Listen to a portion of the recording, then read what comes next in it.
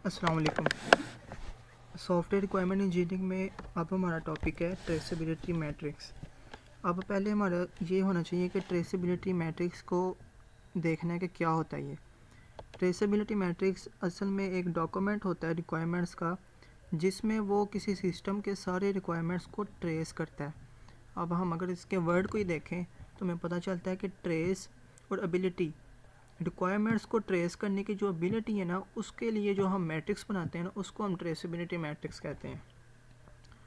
तो इसमें हमने कुछ पॉइंट्स मिलते हैं कि इसके आगे पॉइंट टाइप्स आ जाती हैं, जैसे फॉरवर्ड ट्रेसेबिलिटी है, बैकवर्ड है, बाई डायरेक्शनल है, वर्टिकल है, हॉरिजॉन्टल है, इस तरह की।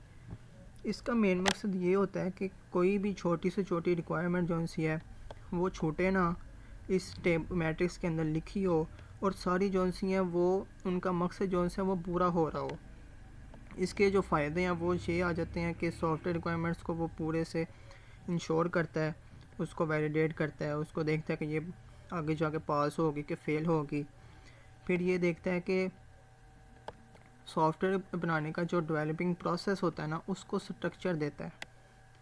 फिर इसके अलावा ये है कि वो इसमें जो रिक्वायरमेंट्स में हमने चेंजिंग करनी होती हैं उसको आसानी से ट्रैक करता है। तो बेसिकली यहाँ पर मेरे पास एक क्वेश्चन है जिसमें हमारे पास रिक्वायरमेंट्स दी गई हैं और उसको हमने ट्रेसेबिलिटी मैट्रिक्स के साथ सॉल्व करना है। अब हमारे पास सबसे पहले ट्रेसेबिलिटी मैट्रिक्स में कुछ पॉइंट्स आ जाते हैं, जिसमें रिक्वायरमेंट की आईडी होती है, उस रिक्वायरमेंट की डिस्क्रिप्शन होती है, फिर जो रिक्वायरमेंट के अंदर जो हमारे पास टेस्ट केसेस होते हैं उसकी आईडीज़ होती हैं, फिर जो टेस्ट केस होता है, ये वाला टेस्ट केस, इसकी हमारे पास डिस्क्रिप्शन होती है। तो मेरे पास जो सवाल है वो ये है, ये हमारे पास पहली रिक्वायरमेंट है, फिर ये दूसरी है, फिर तीसरी, ये चौथी, और उसके आगे इसके फर्दर पॉइंट्स हैं। तो पहली जो सी मेरे पास रिक्वायरमेंट वो है यूज़र रजिस्ट्रेशन।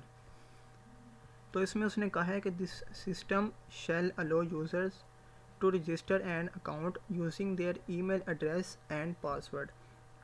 अब हमने सबसे पहले ये देखना है कि रिक्वायरमेंट की आईडी क्या है। इसमें रिक्वायरमेंट की आईडी ये है कि ये पहली रिक्वायरमेंट है, ये वाली, ये पहली रिक्वायरमेंट है, और साथ में इसकी हमारे पास डिस्क्रिप्शन आ गई। जो पहली जो हमारी रिक्वायरमेंट है वो ही हमारी उसकी रिक्वायरमेंट की डिस्क्रिप्शन कहलाती है। फिर इसके बाद हमने देखना है कि टेस्ट केस की आईडी क्या है। अब हमने पहले रिक्वायरमेंट की जो टेस्ट केस है ना, उसकी आईडी लिखी, मतलब कि ये पहले रिक्वायरमेंट की पहली स्टेटमेंट है, ठीक है। तो ये इसकी डिस्क्रिप्शन लिख दी। उसने कहा था कि जो हमारे पास है ये यूज़र रजिस्टर करेगा अपनी ईमेल को और पासवर्ड को, उसको आपने टेस्ट करना है। तो टेस्ट किया, तो टेस्ट केस में जब भी हम कोई बात लिखते हैं तो उसमें हमने लिखते हैं कि मैंने वेरीफाई किया है कि मेरा ये जो ईमेल एड्रेस है और पासवर्ड है वो क्या हो रहा है, रजिस्टर हो रहा है। इसके अलावा ये जो 3 लिखे हुए हैं ना, ये फर्दर नीचे आते थे, इसके साथ नहीं आते, तो आप इसको ना कटिंग कर लीजिएगा। बाकी दूसरी रिक्वायरमेंट को अगर हम देखें तो दूसरी रिक्वायरमेंट में उसने कहा है कि user shall have the option to register using their social media accounts Google, Facebook. अब ये आ गई रिक्वायरमेंट नंबर 2, और रिक्वायरमेंट नंबर 2 की यही डिस्क्रिप्शन है कि user shall have the option to register using their social media accounts Google, Facebook, ETC. तो इसकी फिर हमारे पास यहाँ पर डिस्क्रिप्शन में आ जाएगी ये वैल्यू, ये वाली बात आ जाएगी जो हमारे पास रिक्वायरमेंट में दी हुई है। फिर रिक्वायरमेंट भी दी हुई है, फिर हमने उसकी टेस्ट केस आईडी लिखनी है। अब ये पहले रिक्वायरमेंट यानी ये जो लिखा हुआ था यूज़र रजिस्ट्रेशन, ये हो जाएगी 1.2। ठीक है, समझ गए, मैट्रिक्स है ना, मतलब कि ये पहले पॉइंट का दूसरा सब पॉइंट है, तो ये हो जाएगा 1.2। फिर ये 1.2 लिखा हमने, ये हो गया टेस्ट केस।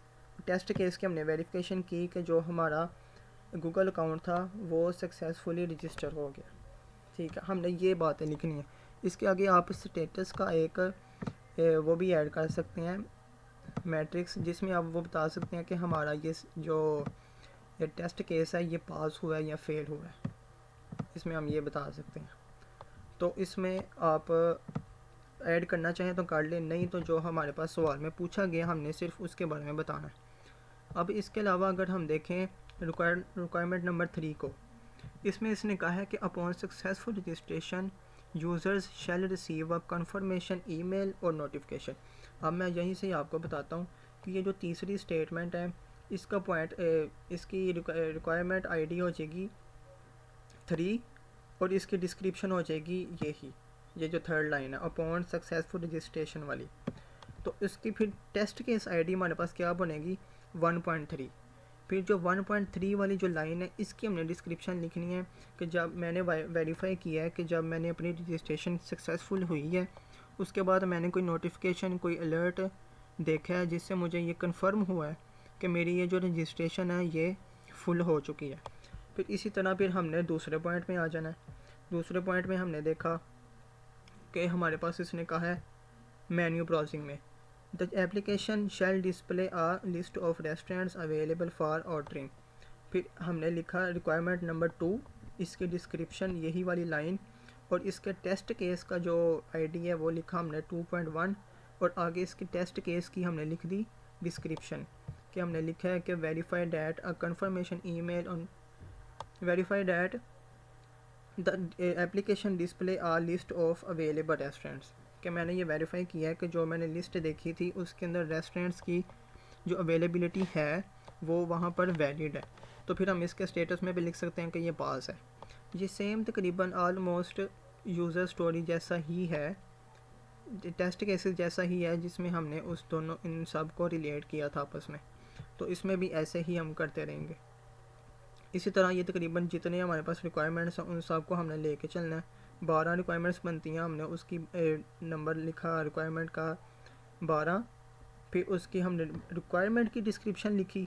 फिर रिक्वायरमेंट में जो हमने टेस्ट केस करना है उसकी हमने आईडी लिखी और फिर उस टेस्ट केस का हमने लिखा डिस्क्रिप्शन। तो इसी तरह ये सारे हमने सॉल्व करते रहने हैं और फिर आपका ये टेबल फिल हो जाएगा। Thank you for watching this video.